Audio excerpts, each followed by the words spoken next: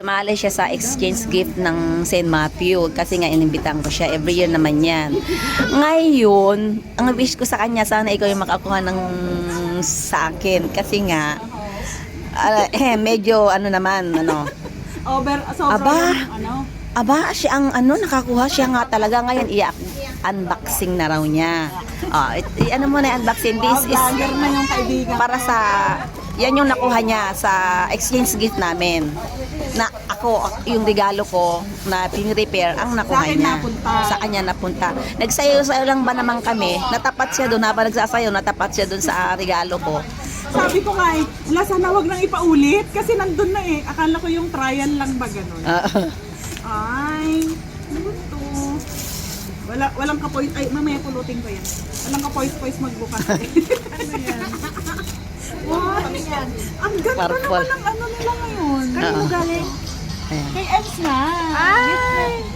Sa ako yung mga buhat. Ang ganda. Uy, paano ito buksan? Yan, i-open mo lang. Parang cabinet siya. Hindi, doon sa harap mismo.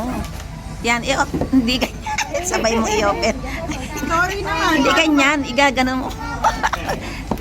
Hindi ganyan. Ito, magkabila, i-open mo, ganon. Ito? Hindi, ipatayo mo. Ito nga. Hindi, masisira. Yan, ayan o. Iharap natin. Yung video mo.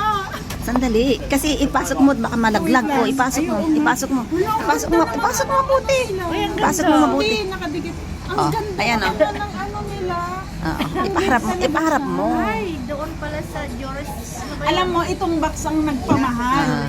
Kasi, Oo nga. yung ganda. Ang real na price niya, 129.90. Bali yung box parang $30. Pwede na kasi kung wala. Ang ganda. Kasi ipasok mo muna sa loob at bibidyohan Hindi natin. ko pa ito gagamitin kasi ang dami kong perfume. Tingnan mo yung expiration niya. Ano ba yung mga perfume mo? Hindi, ipaharap mo yung ano.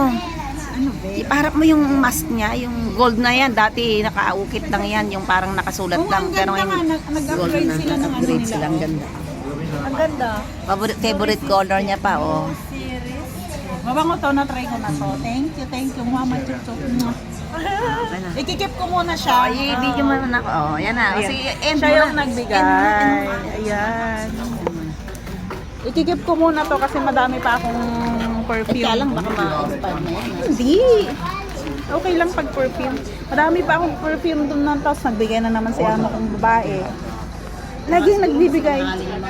Oo. Yung, ano ba yun? Nakita ko yung presyo yung binigay ng kapatid ni amo. 1,000 mahigit. Sabi ko pa naman bibili ako.